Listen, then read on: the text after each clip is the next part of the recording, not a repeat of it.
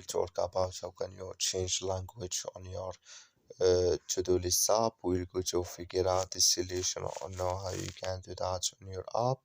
So all you have to do, so you just go down, you go down here, click on this sign down here. So when you click on it, it's going to show for us a list like this. Then all you have to do, you just click here on settings here. So when you click here on settings, it's going to take you to this list. Then all you have to do now, you just go down here. So you keep going down and you click here on language here.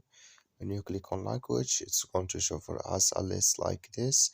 And here can you choose language you want to add on your to-do list app. When you just down click here, so when you just select here, it's going to add with you.